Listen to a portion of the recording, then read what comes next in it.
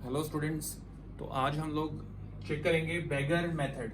अब क्या चीज़ है बैगर मेथड, कहाँ यूज़ होता है और जेई के अंदर इसका इंपॉर्टेंट यूज़ है। लेकिन देखेंगे अभी ये क्या है, इसमें कैसे कैसे बना कंसेप्ट, तो इसको बाद में लेते हैं। पहले मैं समझाता हूँ, आपको क्लियर करता हूँ कि बैगर मेथड क्या है। उसके लिए सबसे पहले छोटी क्लास में चलते हैं। ए प्लस बी का होल स्क्वायर, मैं क्या बोल सकता हूँ, a square plus 2ab plus b square. ठीक है।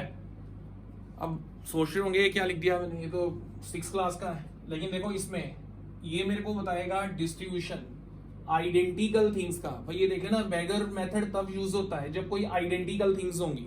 जैसे मान लो मेरे पास 5 रुपए हैं टोटल, एक एक रुपए का क्वाइन है। भाई एक एक रुपए का जो क्वाइन है वो क्या, वो आइडेंटिकल ही होगा, सेम होगा। तो अब देखते हैं इधर, इसका पहले कंसेप्ट समझा रहा हूँ भाई, कैसे कैसे फार्मूला बनेगा उसके लिए चेक कर, यहाँ कैसे पूछोगे उसके लिए दिखा रहा हूँ। तो इधर सुनो, अभी जेई के अंदर इसका यूज होगा और 2 तरह के क्वेश्चंस परमुटेशन कॉम्बिनेशन में उन पे अप्लाई कर सकते हो। नंबर 1, अगर कभी भी नंबर ऑफ टर्म्स मेरे को निकालनी है भाई, इसके अंदर अगर पूछे नंबर ऑफ टर्म्स कितनी है तो बता सकता हूं किससे, बैगर मेथड से। और एक्सपेंड करके बोलो मैं बताऊंगा तो वो तो काफी टाइम लग जाएगा, उस पर होगा ही नहीं, मतलब इम्पॉसिबल हो जाएगा उसे फाइंड करना भाई। सेकंड, अब नंबर 2 अगर मैं आपको बोलूं कहां यूज होगा इसका, तो डिस्ट्रीब्यूशन। भाई डिस्ट्रीब्यूशन अगर कभी भी करनी है आइडेंटिकल थिंग्स का, है ना, आइडेंटिकल थिंग्स का अगर डिस्ट्रीब्यूशन करना है तो उसमें भी तुम लोग बैगर मेथड यूज कर सकते हो। तो याद रखो, परमुटेशन कॉम्बिनेशन में जेई के लिए इंपॉर्टेंट टॉपिक है। उसमें 2 तरह का क्वेश्चन अगर कोई भी आता है, नंबर ऑफ टर्म्स मेरे को पूछे, या फिर नंबर ऑफ टर्म्स, और या फिर सेकंड, नंबर 1 होगा नंबर ऑफ टर्म्स में यूज, सेकंड होगा डिस्ट्रीब्यूशन अगर करनी है। भाई डिस्ट्रीब्यूशन करना है आइडेंटिकल थिंग्स का, अगर डिस्ट्रीब्यूशन आइडेंटिकल थिंग्स का, लाइक ऑब्जेक्ट कह सकते हो भाई, एक जैसे चीजें जो है उनका अगर डिस्ट्रीब्यूशन करना है उसमें भी बैगर मेथड यूज होता है। तो सबसे पहले ए प्लस बी का होल स्क्वायर, अब इसको देखते हैं। देखो ये क्यों लिखा मैंने उसको समझते हैं। मान लो ये मेरे पास 2 रुपए हैं, ठीक है, ₹2 आ रहे हैं। भाई 1 रुपए का कॉइन, ये कॉइन आइडेंटिकल कह रहा हूं, सेम आने चाहिए। एक एक रुपए के 2 कॉइन है मेरी पॉकेट में। अब ये कार में जा रहा हूं तो मेरे पास क्या होगा, ए और बी मेरे को रास्ते में किसी स्टॉप पे 2 बैगर मिल जाते हैं। ठीक है भाई, 2 बैगर आ गए। अब ये 2 बैगर्स जो मेरे पास हैं, ये दोनों बैगर्स हैं। अब मेरे को कहते हैं ये दोनों बैगर, हाँ भाई कुछ देने के लिए मेरे को बोलते हैं, है ना। तो मैं क्या करता हूं, मेरे पास है ही पॉकेट में 2 रुपए हैं, तो मैं क्या करूंगा, ए और बी 2 बैगर दिखे, मेरे पास टोटल 2 रुपए हैं। किस तरह से, 1 रुपी का क्वाइन। तो मैंने क्या किया, अब मेरे पास देखो फर्स्ट टाइम क्या करूंगा, मैं बोलूंगा चलो दोनों, फर्स्ट वाला मेरे को बैगर दिखता है, 2 रुपए इसको दे दो। दूसरे वाला तो हीरो है, वो बैगर नहीं दिख रहा मेरे को, उसको कुछ नहीं दिया, भगा दिया उसको मैंने।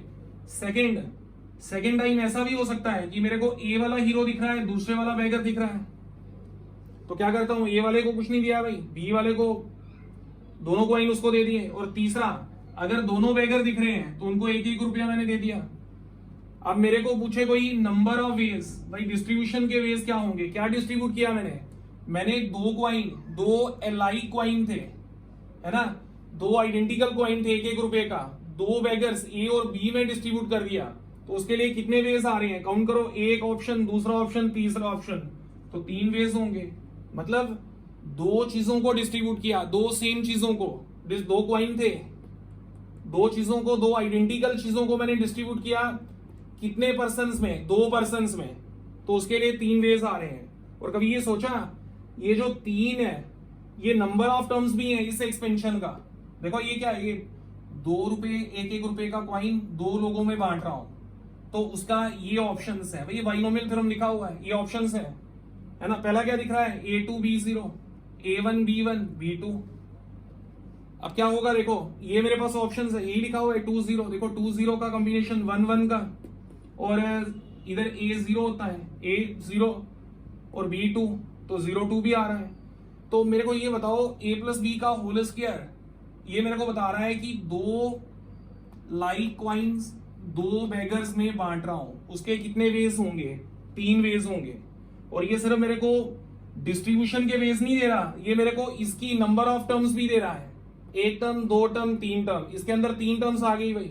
तो इसका मतलब बेगर मेथड जो है, एक तो वो डिस्ट्रीब्यूशन भी देगा लाइक ऑब्जेक्ट्स का, उसके लिए भी यूज करूंगा, और दूसरा नंबर ऑफ टर्म्स, किसी भी बाइनोमियल एक्सपेंशन का अगर नंबर ऑफ टर्म्स चाहिए उसके लिए भी यूज कर सकते हैं। तो चेक करते हैं अभी भाई। अब एक और एग्जांपल में पावर 3 के लिए चेक करते हैं, ठीक है।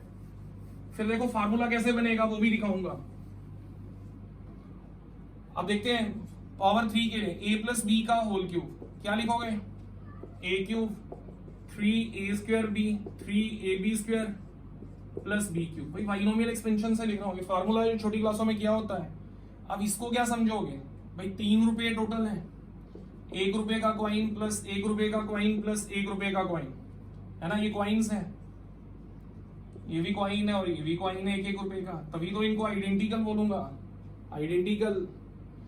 अब बेगर्स मेरे पास ए और बी दोनों बेगर्स हैं,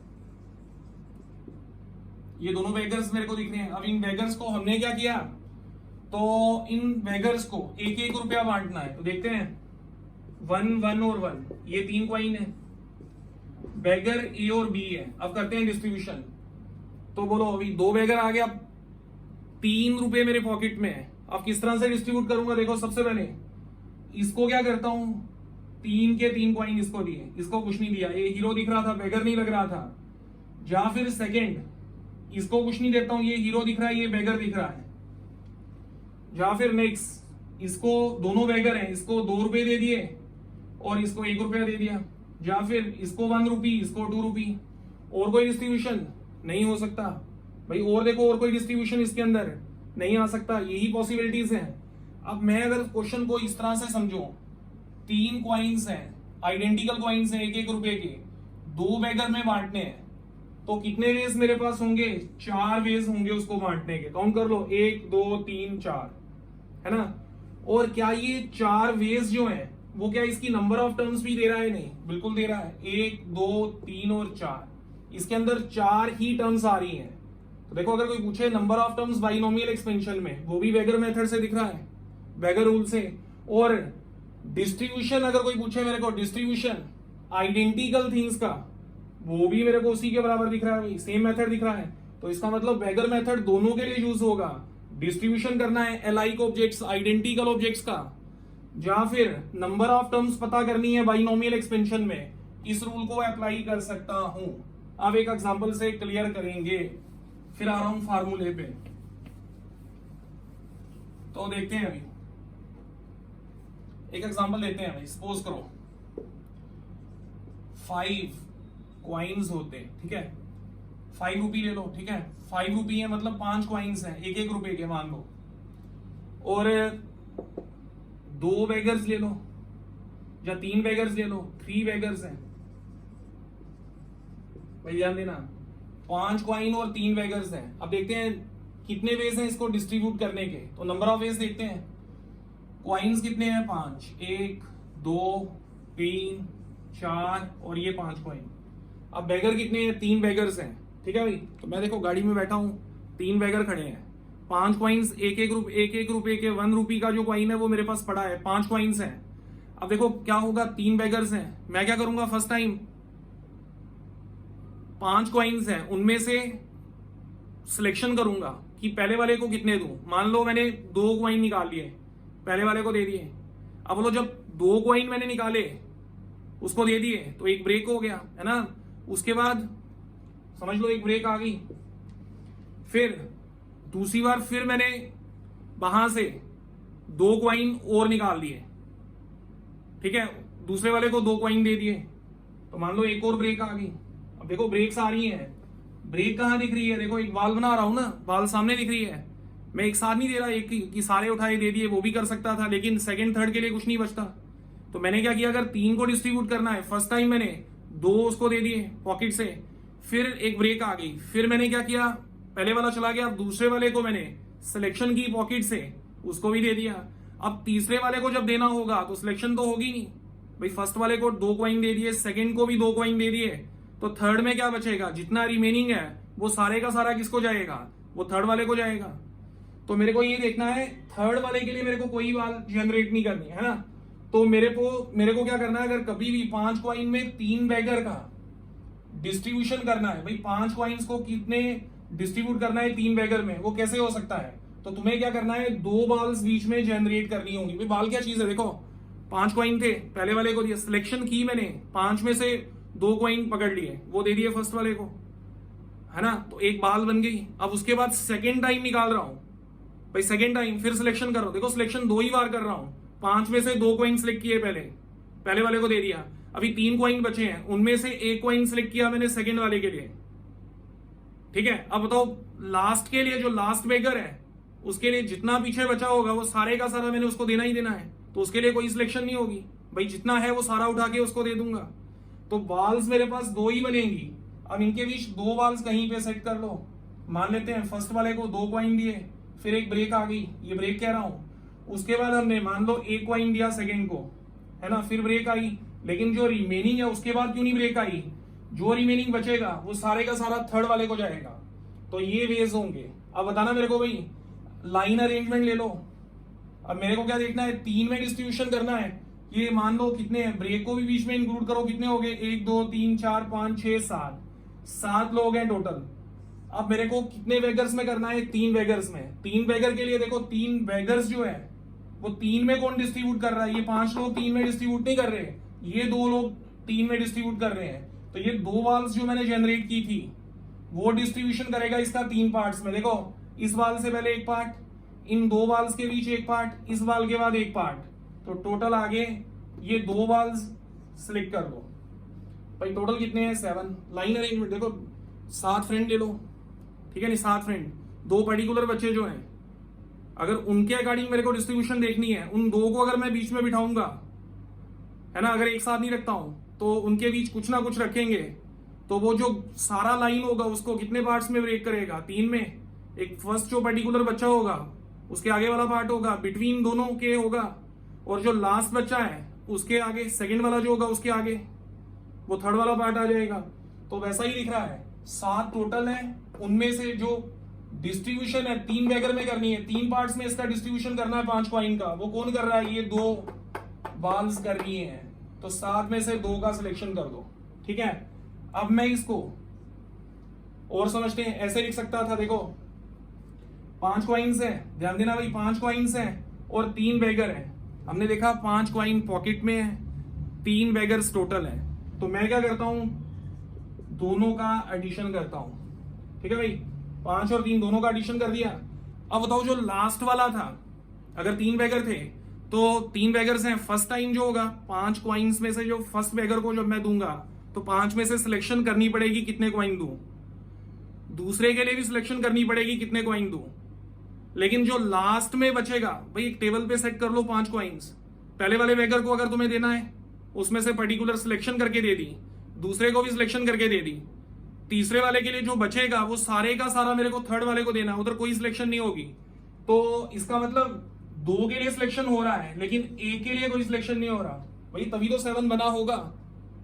टोटल कितने हैं, 5 क्वाइंस हैं, 3 बैगर हैं, ये -1 किसके लिए कर रहा हूं, लास्ट के लिए। लास्ट के लिए कोई सिलेक्शन नहीं है, लास्ट के लिए जितने कॉइन बच रहे हैं वो सारे के सारे उसको ही मिलने हैं। सी, अब सी का मतलब क्या है भाई, सिलेक्शन, कॉम्बिनेशन हो गया सिलेक्शन, तो -1 क्यों किया, 8 टोटल थे, उसमें से लास्ट जो बैगर है उसके लिए कोई सिलेक्शन नहीं है। और सी, अब सी देखेंगे टोटल बैगर कितने हैं, 3, भाई 3 में से कितनों का सिलेक्शन कितनों के लिए हो रहा है, सिर्फ 2 का, तो लास्ट को -1 करना पड़ेगा। तो ये फार्मूला है बेगर्स रूल, इसको कहते हैं बेगर्स रूल। अब ये फार्मूला तुम्हारा लाइक ऑब्जेक्ट्स का, जहां भी लाइक ऑब्जेक्ट का डिस्ट्रीब्यूशन करना है यूज कर सकते हो, और सेकंड नंबर ऑफ टर्म्स अगर पता करनी है तो यूज कर सकते हो। चलो चेक करते हैं। अब जैसे ये लिखा हुआ है क्वेश्चन मेरे लिए, भाई ये बेगर्स रूल का ये ले रखा है, number of ways in which n identical things can be distributed among r persons. बताओ पर्सन कितने हैं, भाई ये लेते थे, ये भी लिया था स्टार्टिंग में, ये कौन थे, पर्सन्स, इनको बैगर कह रहा था मैं, ये बैगर्स थे, तो ये पर्सन्स हो गए, पर्सन्स है ना। n आइडेंटिकल थिंग्स, भाई ये क्वाइंस, जो थिंग्स है वो क्वाइंस है, ठीक है। अब इसको इस फॉर्मूले में लाता हूं, देखो कैसे बनेगा। A1 A2 A3 से लेके कितने पर्सन्स हैं, R पर्सन्स हैं। देखो पर्सन 1 P कर लो,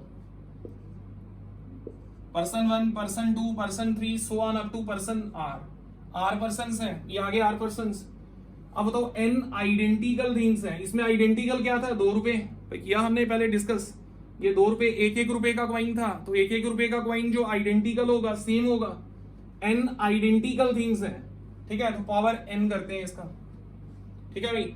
अब मेरे को अगर कोई पूछे इसके अंदर नंबर ऑफ टर्म्स क्या होंगी, नंबर 1 नंबर ऑफ टर्म्स, ठीक है, तो वो जो नंबर ऑफ टर्म्स हैं वो क्या होगा, उसको मैं बोलूंगा N। ये देखो इसी को कॉपी करेंगे, क्या लिखा था मैंने उधर थोड़ी देर पहले 7C2 लिखा था, उसको लिखा था 5 + 3 - 1 C3 - 1। अब इसको मैं इधर कॉपी करूंगा भाई, ये 5 कौन था, क्वाइन, इधर क्वाइन कितने हैं N प्लस R, 3 बैगर थे, इधर बैगर कितने हैं और पर्सन्स कितने हैं R -1। 3 क्या था, बैगर थे भाई, 3 क्या था उसमें, बैगर थे, तो R -1, इधर बैगर R पर्सन्स है। अब ये फार्मूला है नंबर ऑफ टर्म्स को निकालने का, और सेम फार्मूला ये भी देगा। अगर कोई पूछे नहीं होगा, अभी नंबर ऑफ टर्म्स का जो दिखाया उसी फार्मूले को इधर कॉपी कर लो, N + R -1 C R -1, तो ये बैगर रूल है।